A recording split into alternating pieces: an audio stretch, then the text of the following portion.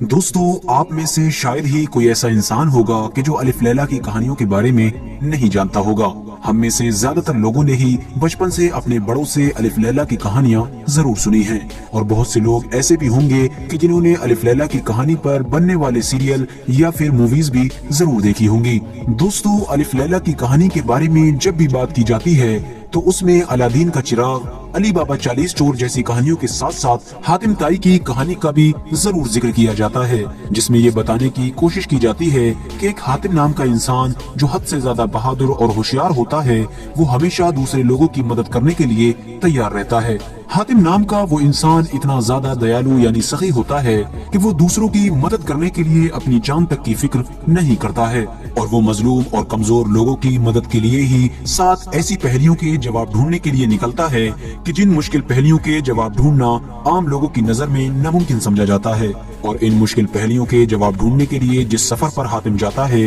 वो यकीनन हद से ज्यादा मुसीबतों से भरा होता है। दोस्तों, हातिम ताई की ये कहानी कितनी ज्यादा मशहूर है, इस बात का अंदाजा सिर्फ इस बात से लगाया जा सकता है कि ये कहानी हिंदुस्तान, पाकिस्तान, बांग्लादेश और नेपाल के साथ साथ तुर्की, मिस्र और इराक, ईरान जैसे इलाकों में भी खूब सुनी जाती है। न सिर्फ कहानी बल्कि हातिम ताई के ऊपर बहुत सारे सीरियल और मूवीज भी बनाई जा चुकी हैं। फिलहाल दोस्तों, आज की इस वीडियो में हम आपको हातिम ताई की असली हिस्ट्री बताने वाले हैं। आज की इस वीडियो में हम आपको बताएंगे कि क्या सच में हातिम नाम का कोई इंसान इस दुनिया में हुआ भी करता था या फिर ये एक झूठ है, और अगर हातिम नाम का कोई इंसान इस दुनिया में हुआ भी करता था तो वो हातिम कौन था, कहां से था, किस दौर में था, और क्या सच में उसने 7 मुश्किल सवालों के जवाब ढूंढने के लिए इतना मुश्किलों से भरा हुआ सफर तय किया था। दोस्तों, इस बात में कोई शक नहीं है कि आज से लगभग 1500 साल पहले हमारी इस दुनिया में हातिम नाम का एक इंसान हुआ करता था, जो यकीनन उतना ही दयालु और सखी था जितना आज के दौर में उसे समझा जाता है। कमजोर और मजलूम लोगों की मदद करना ही उसका पेशा बन चुका था। उसके दौर में उसकी सखावत के चर्चे पूरी दुनिया में मशहूर हो गए थे। दोस्तों, हातिम ताई अरब के रहने वाले थे। इतिहासकार बहुत कोशिशों के बावजूद भी इनकी पैदाइश की सही तारीख तो पता नहीं लगा पाए हैं, लेकिन इनकी वफात इस्लाम के आखिरी पैगंबर यानी हजरत मोहम्मद सल्लल्लाहु ताला अलैहि वसल्लम के इस दुनिया में पैदा होने के सिर्फ 7 साल बाद यानी 578 ईस्वी में हुई थी। प्रॉफिट हजरत मोहम्मद सल्लल्लाहु ताला अलैहि वसल्लम के एक मशहूर सहाबी अदी इब्ने हातिम भी हातिम ताई के ही बेटे थे। दोस्तों, हातिम ताई की 3 औलादें थी, जिसमें 2 बेटों के साथ साथ सफाना नाम की एक बेटी भी थी। हजरत अली से रिवायत है कि जब एक बार ताई कबीले के लोगों को पैगंबर इस्लाम हजरत मोहम्मद सल्लल्लाहु ताला अलैहि वसल्लम की बारगाह में हाजिर किया गया तो उसमें हातिम ताई की बेटी सफाना भी मौजूद थी। हातिम ताई की लड़की ने पैगंबर इस्लाम से अर्ज किया कि ए नबी अलैहिस्सलाम, आप इन लोगों को समझा दें कि ये मुझे तंग न करें, क्योंकि मैं अपने कबीले के सरदार की बेटी हूँ और मेरा बाप वो है कि जो अहदो पैमान में वफादारी से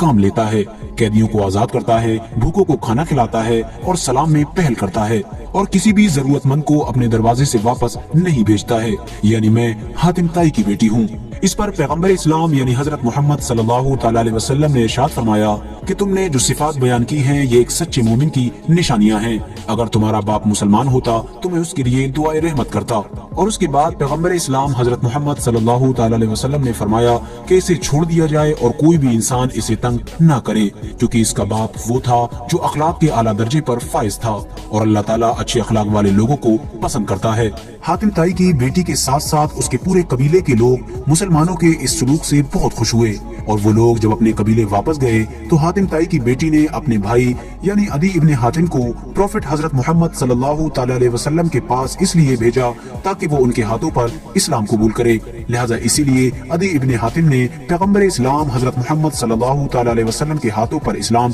कबूल कर लिया था। दोस्तों, वैसे तो हिस्ट्री में हातिम ताई की सखावत से जुड़ी हुई बहुत सारी कहानियां हैं, इतनी कहानियां कि अगर हम आपको सुनाने लग जाएं तो शायद घंटों गुजर जाएं, क्योंकि हर कोई ये बात जानता है कि अपनी परवाह ना करते हुए अपने सारे मालो दौलत को गरीब और मजलूम लोगों पर लुटा देना ही हातिम की जिंदगी का एक अहम काम हुआ करता था। लेकिन फिर भी आज की इस वीडियो में हम आपको हातिम ताई से जुड़ी एक छोटी सी सखावत की कहानी सुनाते हैं। हातिम ताई की बीबी खुद बयान करती है कि एक बार अरब के पूरे इलाके में सूखा पड़ गया था, घर घर लोग भूख से मरना शुरू हो गए थे। ऐसे हालात में हमारे घर में भी वही हाल था जो पूरे अरब में था, यानी हमारे घर में भी अब एक वक्त की रोटी भी नहीं बची थी। ऐसी हालत में ही एक रात हमने अपने बच्चों को बहलाना शुरू किया, यहाँ तक कि हमारे बच्चे भी भूख की हालत में ही सो गए थे। हातिम ताई की बीवी कहती है कि उस रात हातिम की परेशानी को देखकर मुझे बहुत तरस आया और मैं ये सोचकर खामोश हो गई ताकि हातिम ये समझे कि मैं सो चुकी हूँ। हातिम ने कई बार मुझसे ये सवाल किया कि क्या मैं जाग रही हूँ, लेकिन मैं हर बार खामोश रही और फिर आखिरकार हातिम ताई भी खामोश हो गए। लेकिन फिर कुछ देर बाद एक औरत हमारे खेमे के पास आकर ठहरी। उस औरत ने बाहर से ही हातिम ताई को आवाज दिया और जब हातिम ताई अपने घर से बाहर पहुंचे तो उसने हातिम ताई से कहा कि ए हातिम, मैं तेरी सखावत के चर्चे सुनकर अपने भूखे बच्चों को छोड़कर तेरे पास आई हूँ ताकि तू अपनी सखावत से मुझे भी मालामाल कर दे और मेरे बच्चों के लिए 2 वक्त की रोटी का इंतजाम कर दे। ये सुनकर हातिम ने फौरन कहा कि आप रुकिए, मैं आपके लिए खाने का इंतजाम करता हूँ। हातिम ताई जब वापस अपने घर में दाखिल हुए तो उनकी बीवी ने कहा कि ए हातिम, तुम इस औरत को क्या खिलाओगे जबकि तुम्हारे तो खुद के बच्चे भी भूखे सोए हुए हैं। ये सुनकर हातिम ताई कुछ देर तक सोचते रहे, उसके बाद फौरन उठे और अपने घर पर खड़े हुए इकलौते घोड़े को ज़िबा कर दिया। ये वो घोड़ा था कि जो हातिम ताई के दिल के सबसे करीब माना जाता था। उसके बाद हातिम ताई ने आग रोशन की और एक छुरी लेकर उस औरत के हाथ में दी और उस औरत से कहा कि जाओ अपने बच्चों को ले आओ और इस घोड़े के गोश्त को भूनकर मजे से खाओ। हातिम ताई की बीवी कहती है कि उसके बाद हमने अपने बच्चों को भी जगाया और उस औरत के बच्चों के साथ मिलकर खाना खाया। उसके बाद हातिम ने हमसे कहा कि कितनी बुरी बात होगी कि तुम लोग यहाँ बैठकर खाना खा रहे हो जबकि तुम्हारे पड़ोस में रहने वाले सभी लोग और उनके बच्चे भूखे सो रहे हैं। बस ये कहना था, हातिम अपने घर से बाहर निकले और एक एक करके सारे पड़ोसियों को खाना खाने के लिए जगाना शुरू कर दिया। उस रात हातिम की वजह से हमारे सारे पड़ोसियों ने और उनके बच्चों ने पेट भर कर खाना खाया। अगर किसी ने उस रात खाना नहीं खाया था तो वो सिर्फ हातिम ताई थे, क्योंकि हातिम ताई तो एक कोने में चादर लपेटे हुए बैठकर लोगों को सिर्फ खाना खाते हुए देख रहे थे। दोस्तों, अब अगर बात की जाए इस बारे में कि क्या सच में हातिम ताई ने अपने 7 सवालों के जवाब ढूंढने के लिए मुश्किलों से भरा हुआ कोई सफर तय किया था, जैसा कि हमें आज के दौर में हातिम ताई पर बनने वाले बहुत सारे टीवी सीरियल्स और मूवीज में दिखाया जाता है। तो दोस्तों, आपको बताते चलें कि इस 7 सवालों वाली कहानी का हातिम ताई की असली जिंदगी से दूर दूर तक कोई रिश्ता नहीं है,